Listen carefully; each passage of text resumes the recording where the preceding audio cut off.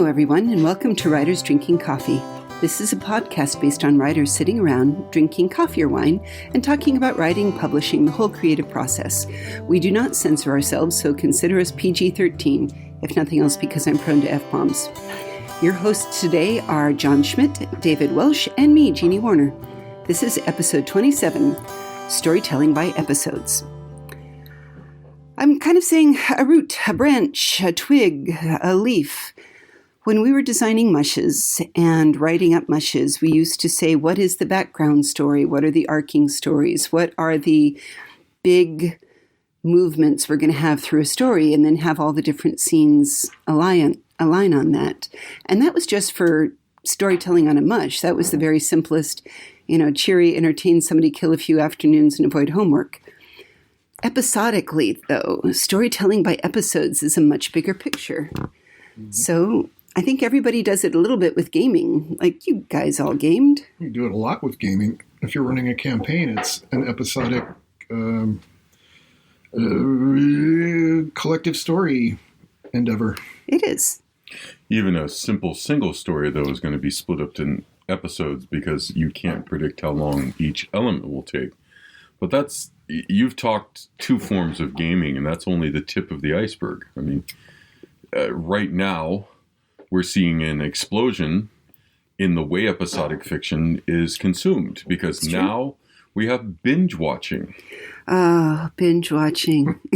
And then there are programs, there are stories that they don't let you binge watch. To wit, The Mandalorian, which they're releasing 1 half-hour episode a week. Well, I will wait until they all come out, and then I will watch them. Some people will, but some people want to see them as they come out. It's true. Which is a great model for commercial publishing or commercial broadcasting because you have your viewers hanging on the next episode. Well, historically speaking, it hasn't, and I believe you said this first, Dave, it's the capitalistic way of doing things.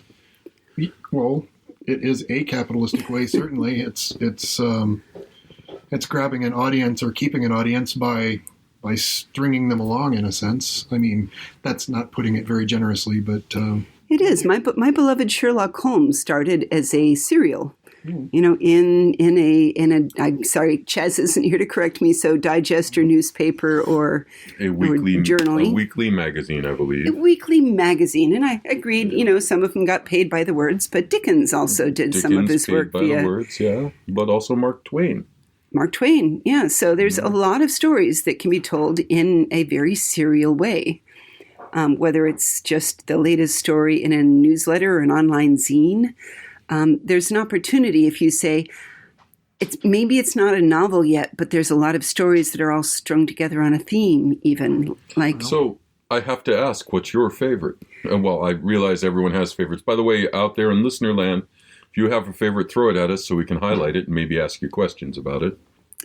It's hard to say. I mean, I've been reading a few.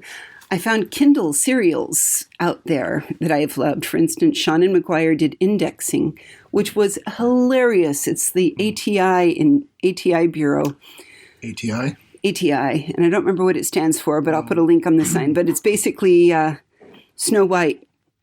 She's avoiding her fairy tale imperative, and they're hunting down for that girl who fell asleep into a coma and is sending out sleep waves all over the city. And so how do you find the fairy tales run wild? Oops, we've got a Pied Piper. It was genius, and I love it. In its way, it's similar to the Fables comic book series. Well, a similar idea, and there's another episodic one, and there's visuals. Yeah, one of the episodic storytelling forms that has endured somewhat unchanged from the early days, because the comic book form, and you can read Scott McCoy. Great book, Understanding Comics. He did 2 volumes about it. He traces it all the way back to Egyptian hieroglyphics. I think he could go all the way back to Akkadian Sumerian. But history aside, comic strips were big. Oh, wow. We haven't even talked about nickel rags and bully papers and all the other episodic forms. In a moment, I want to answer your question. So my favorite recently has been the Murderbot series. I can't remember the author's name immediately, but Martha, yeah, something. Anyway, Martha Wells. Martha Wells. Thank you. It was a terrific little series of 4 novelettes, and getting back to my theme of it being a great commercial or capitalistic form for keeping the reader hooked.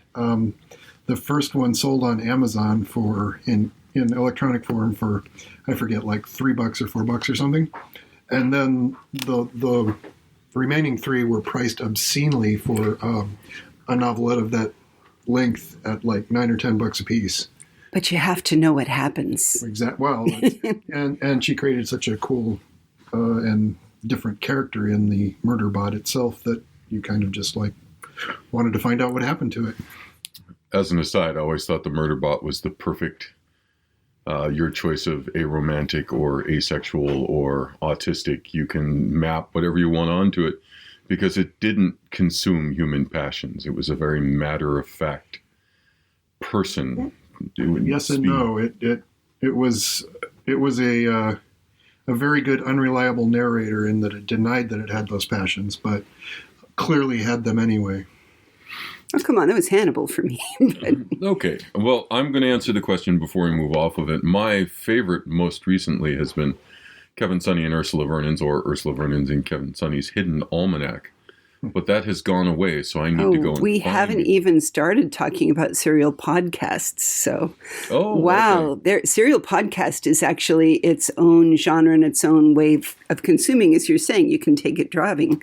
Like, I love the Hidden Almanac too. They've just wrapped up, but there's a year's worth. So if you've been missing, and they came out 3 times a week, 5 minutes each. It was very, very easy. For 1 year? For multiple years. I think it's like 2013 to 2019. So 6 years worth. Yeah, okay. I think. Something like that. But we can figure that out. We'll put it in the notes. Yeah. She has now allowed you to download the whole thing. Yes. But there are other episodic podcasts. Welcome to Night Vale is one of the famous out there. Welcome to Night Vale. I always say, listen to the first 2. If you don't like it, you won't get it. But the dog park episode right up front of... Don't talk about the dog park. We're happy to open a new dog park. Dogs are not allowed in the dog park. People are not allowed in the dog park. It's a surreal landscape somewhere in the desert near Area 52, and it's been going for years. It has even spawned. They have shows. They have dress ups. I've been to a Welcome to Night Vale party. You guys have spawned a movement. So go you. I got to mention another one that I don't know as well as I should, and that's Sage and Savant. Oh, love Sage and Savant. The steampunk. Yeah, because I met them at Clockwork Alchemy, and then only much later did I figure out that they were doing a podcast, and they are wonderful people. So they are. They recorded one of my stories. They recorded one of your stories. You remember the Mad Scientist Journal, the Arkham K-12 Science Fair? They did a really, really good dramatic reading of that with a little bit of Foley work and everything. It was amazing. Those guys are fantastic. Oh, I'm going to go listen to their podcast and make a definite recommendation to our listeners then. Yeah, and let's see. There's also Wolf 359. What's that? Wolf 359 is a station that is orbiting just say far out station being orbited. It's got a Russian doctor and the communications officer. They're looking for signs of alien life, the captain. Things go wrong constantly. Every episode is its own adventure in, out of control plant life. Is there aliens, a new feed? So are they all going crazy and trying to kill each other? Like Red Dwarf then? Similar to Red Dwarf in its own way. A little bit more ominous, but I still find it very charming. Ice Station Zero. That's a whole trope on its own, but tropes are a different discussion. We're talking about episodic storytelling, and we just... And how it happens in podcasts, too. There's, There have been a few that have just gone by, and I've loved them when they have come out because they are... It keeps you going. It's, can you tell the story in 5 minutes? Can you tell the story in half an hour? Can you tell the story in, okay, this one's a full hour. The BBC radio plays were their own. Let's not forget Hitchhiker's Guide to the Galaxy, which was... wonderful. Well, and I'm going to put in a plug for the 6 episodes of Good Omens. So not just podcasts, we're seeing with the proliferation of streaming services, there's demand for stories moved into episodic form for each of them. Well, that's interesting. There were, especially with BBC, they pioneered a lot of radio shows. But I'm trying to remember, I mean, there were quote-unquote episodes, but often they were just stories with the same characters. Yeah. Hitchhiker's Guide was actually its own 6 and then 12-part story with an actual story arc. It's not clear that Douglas Adams wasn't writing it by the seat of his pants, but of course he did a brilliant job of it, so it's still its own story arc. I thought the Leviathan Chronicles by Christoph Laputka were pretty interesting too. So Yeah. they're another one of those, a little touch of surreal, a touch of tentacle, a touch of tentacle. good stuff. And then there's in just new ways of delivering old books. I mean, we talked about, Neverwhere was turned into a series after being a book, or was it a series first? I think it was a series first, and then it was turned into a book. Gaiman's Neverwhere? Yeah. I could have it backwards. Sorry. I read it as a... I read it as a... Wow. I know. Chicken, egg. It's been in all the formats. I read it as a book first, but there is something in how stories move through different markets. And that's one thing about episodic podcasting is that that's an interesting question. Are people publishing podcasts for money? Because books are monetized, comics are monetized, anything with a physical medium is monetized, anything you sell on major retailers monetized. So there is subscriptions available on like YouTube channels. You can subscribe to YouTube channels, and some of them have them there.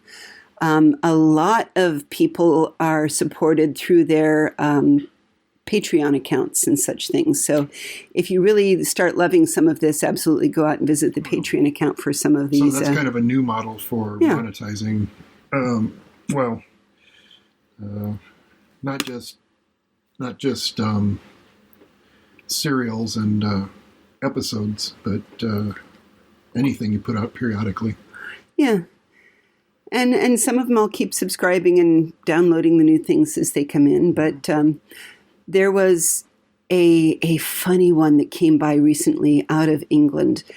What it was there was a fellow whose father wrote a book. And so they episodically sit down and do a full Mystery Science Theater 2000 kind of, 3000, sorry. Yes. MST3K on each episode, and it's called "My Dad Wrote a Porno," and the whole podcast is delightful. That they read it line by line and roll their eyes and scream at it. It's terrible writing, and it's not good porn even, but it's a hilarious podcast as they're listening and mocking their dad's porn book, and apparently he's written sequels or something like that.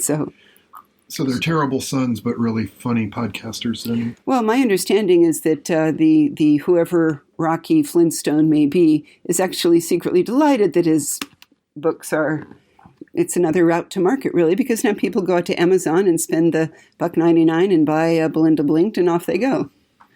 And you just brought up another form of episodic storytelling, which reminds me how interesting things is, because it brings it together, and that's the Twitch gaming streams and the Roll20 gaming streams, which we talked about with Tiana. But there is an episodic story being told in a new format, even though it's being done in an old format. It's being presented in a new format. Do you remember I remember driving across country with my grandparents, hearing about who knows what evil lurks in the minds and hearts of men. The Shadow Knows. The Shadow Knows. Dun, dun, dun. And the radio serials. So in a way, I suppose you could see some of the podcasts coming out are really just radio serials for a new age. And I kind of call it at your convenience, too, because... Again, now you don't have to be in your car or by your radio at Thursday at 5 p.m. because... That's true, but there's still... I'm going to not take off my cynical commercialism hat and say that they're all eventually find their way into monetized markets one way or the other. And I'm going to agree with you and say it's not necessarily a bad, cynical thing. Money is a way of, wow, we have a political argument behind this we don't need to have. No, well, it's a way of incentivizing work, and in this case, creative work. Yeah, well, I'm a big believer that people who just want to make a living and entertain people and not get the job they hate and other Amanda Palmer lyrics, and not be a narcissist by wanting to write and create for a living. I am 100% for people monetizing and things. So yeah, I'm not saying it's a bad thing, and in fact, I think it's mostly a good thing. We kind of ignore the benefits of our capitalist system when we go about complaining about its faults. Well, to a certain extent, there's something that all of this different sort of writing and storytelling gives everybody. Have you ever been in one of those awkward moments on a date or with family members, and at the very least, you can always say, "So what shows are you watching?" Mm-hmm. Or do you listen to any podcasts? Or it's a conversational opener. So think of it as, there are so many places that it's not just feeding the soul and taking you away and then distracting. Right. And nowadays it's Netflix or Amazon Prime or whoever, and it's those series. There's just an explosion of them. Devastated to find out Netflix and chill was a euphemism. No, you weren't. You were delighted. I thought it sounded nice, and it makes a certain date make much more sense. Well, now we're back to history, and we don't need more history. Especially yours. Yeah, like we're going to bring up your history, and we're certainly not bringing up my history. Let's get back to episodic storytelling. Let's go comic books. John already mentioned them. What more do you have to say? I kind of want to bring it around a circle because we can talk about how things start one place, because Sandman is coming out, and I am so excited I can barely stop wiggling in my seat. Coming out as an episodic TV show. TV show. I am very excited. So Sandman went from Vertigo novels, spin-off of DC, to you got graphic novels. And I loved graphic novels because then I didn't have to buy all the individual ones. Oh, you're right. No, so it was individual comics. Don't mess with me. This is my area here. All right. Well, straighten me out. Comic book. Collected into a graphic novel, collected into a set of graphic novels. They were these. Which is where I came in, because by the time I made it to the bookstore, there were 14 on the shelf. And there's new life, because a lot of these places that are the Netflix, the Hulu, the Disney Plus are going out now and saying, okay, materials, people are clearly consuming media and storytelling in ways that have never been done before. We need new stories, which is great because I am tired of, Spider-Man 26.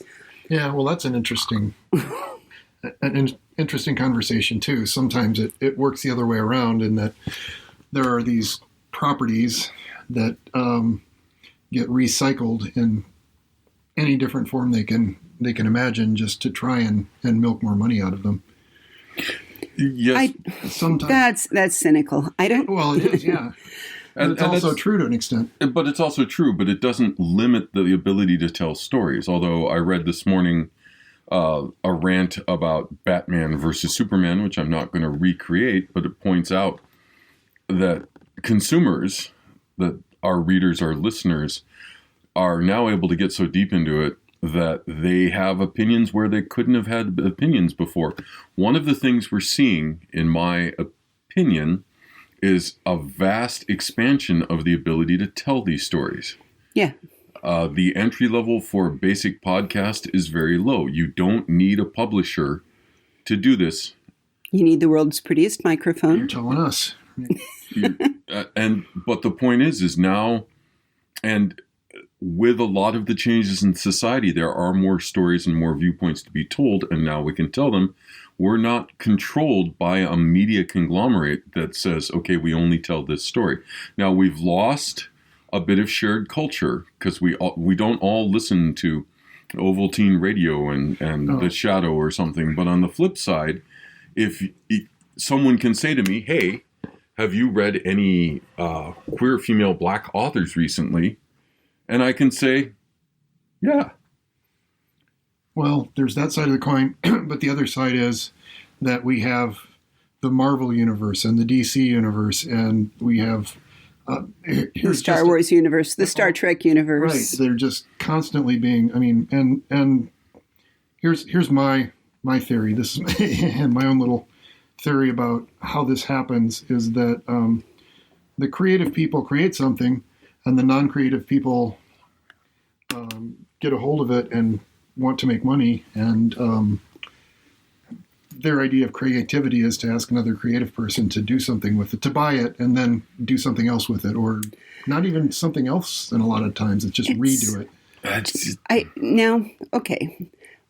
If we're going to talk about that, we're going to roll back into the world of publishing, because publishers don't want to take chances. Right. They don't. They want the sure thing, which is why it is super hard to break in. And no, you had your soapbox. This is mine. I just wanted to say that's a much more succinct way to put it. Yes. Yeah. I'm agreeing with you. Keep soapboxing. You're on the ramp. So it's when you get to the traditional, like, okay, the big Netflix doing a series, they are going for things that are already successful. They're not doing a ton of chances, but there's a mix. There's 2/3 known successful and a third new. There are new things out there. Some of them are going on tropes that have done before. The Vikings versus Norsemen. One was serious, one was fucking hilarious. And so there are different ways, but it's at least allowing different areas. Now, when you get into the world of podcasting, because there's no barrier to entry, there's no official stream, all you need to do is fit all the rules of YouTube to get something up on YouTube. All you need to do is fit the rules of whatever they're calling Apple Music these days to get yourself loaded up there, or Stitcher, or some of the others. All you need is a website that people to go to, and it does allow some direct to be produced. But Mr. Cynic, I'm going to have to say the system has always been this way. You say that we have all these movies based on the DC or the MCU universe, or Star Wars, or even Star Trek, which has a lot less movies than Star Wars at this point. And it's kind of always been that way. That's the studio system. And before then, Harper's Bazaar had a collection of writers. The Algonquin table existed because they were trading quips between their magazines. There's always been a stable. I maintain that it's more open because we have more media now, but that is a swag. That's not even a swag. That's just a wag, a wild guess. And well, I'm out on Duotrope, which we plugged before as being a really neat thing. And every month at the beginning of their weekly list, they send me, these are all the people who have been published, who've reported being accepted in the last week. There's always at least 100. So I am excited by the idea that there's hundreds and hundreds of new people constantly writing stories. Right. But how many of them do you actually read, and how often do you make the effort to go find those new authors and cull through what amounts to a giant slush pile in a lot of cases to find the one good new fresh story? Well, that's where you kind of get loyal to editors. For instance. Okay, well, as a writer. We're back to a model where there's somebody who's a gatekeeper, who's vetting the stories and doing some of the work of choosing quality for you. Or you go to a comparison site and look at people you like, or you see things advertised on Twitter. That's how I discovered Mike Cole. I would not have known him. Actually, that's a complete lie because he would have come through other friends, but Legion versus Phalanx, or Phalanx versus Legion. Sorry, Mike, I don't know which way it goes. And he pimped it and I bought it. Thud, boom. Yeah, and there's a lot of folks that I've learned now go to conventions to find out what are the new authors, get the new cards, check the new things out. Mm-hmm. So and that's been a long-running thing. That actually, now here's a whole nother discussion. We've seen a die-off of the literary science fiction conventions. We've seen a die-off of the old form. The literary ones like ReaderCon and FogCon are doing okay, but the large general ones are being eaten by Comic-Con and Fanime and Further Confusion, and the field maybe is fragmented.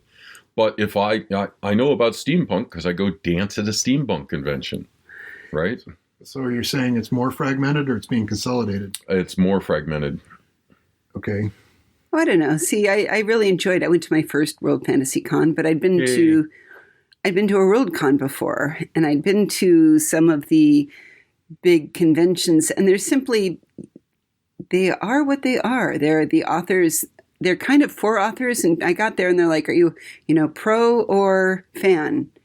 And both people have reasons to go. The pros, because they go talk to each other, talk to agents, find out what's going on.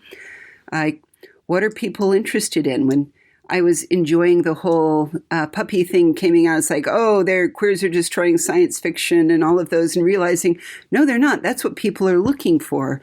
So that's when the anthologies come out and say, hey, we want to read more on a topic, then they're paying the authors, so they get to decide what goes in it. So people are writing new and embracing areas and new themes and new ideas. That's a cheat. That was a book.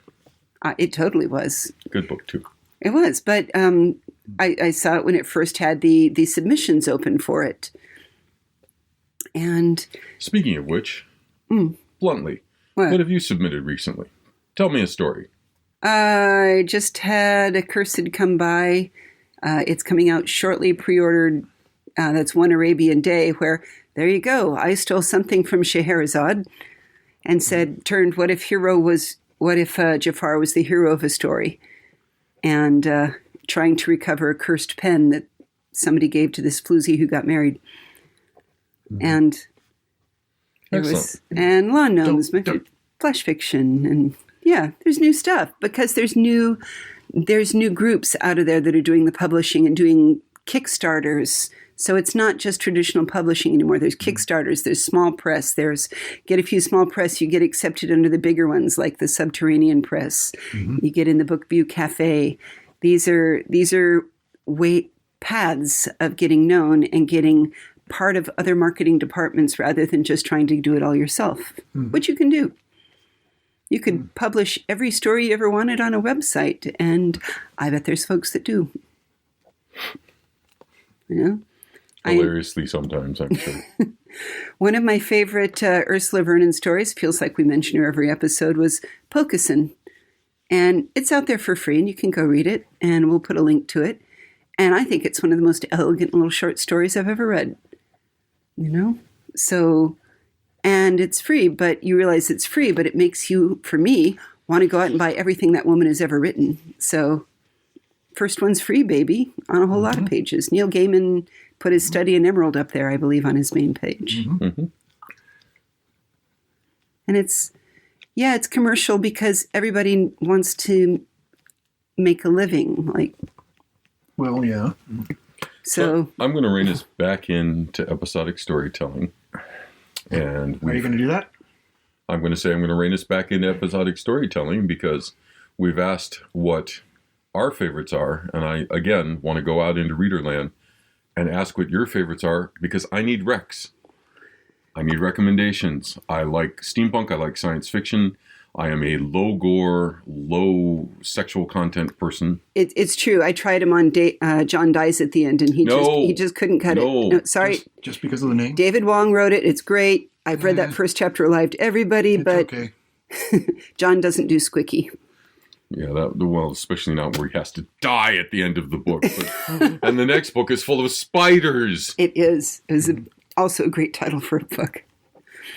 But yeah, what are the favors? Because I think it's a good way to say, tell us what you like and tell us what you like about it. And we'll write some of ours down and what we like about it and which ones the Leviathan Project was fascinating for me. And I'm sad that there's just too much to listen to now. So I'm catching up.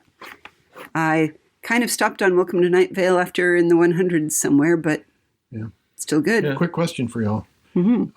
Series of novels. Are these episodes or something else?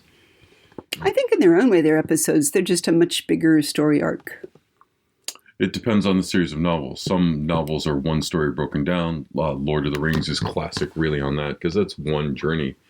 But some novel sets clearly aren't. The Belgariad, which is actually sort of a gazetteer of different times and places. The Oz books, for God's sake. Yeah. Going back in time and coming. I'm only going to write 8 books, but he made a lot of money. And he Let's kept make writing. more books. And Sherlock. Well, no, What other? So there's some side. Tales of the City, but that's cheating because that started as a There's newspaper. the Robert Jordan series. There's Jordan. Kate Elliott's Duran There's series. tons of There's, examples of series. That's why I ask.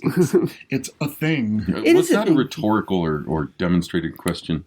it's serial novel instead of serial You episode. decide.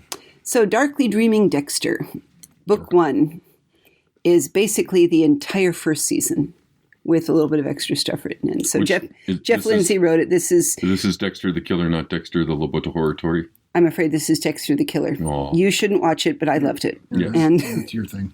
it's my thing. And they did. That's how they took it and said, wow, this is a interesting book and it's a popular, it's a wonderful set of characters and this would be great on TV. So, yeah, this is how we do episodic. We're going to put links to the stories, the podcast, and other interesting things we mentioned on the website, which is www.writersdrinkingcoffee.com. You can also find us on Facebook or Twitter. We answer email. We eagerly solicit your opinions on what do you think? What's your favorite series? You've been listening to Writers Drinking Coffee, a labor of love and enthusiasm put together by the host. Our main web support magic is brought to you by Deirdre McGaffey-Schween. And our sound engineer and backup web spider is David Welsh, although John has now been learning how to be another sound engineer. Our intro music is Pretty Maid Milking a Cow, and our exit music is Breakfast with a Morning Person, both by Michael Engberg.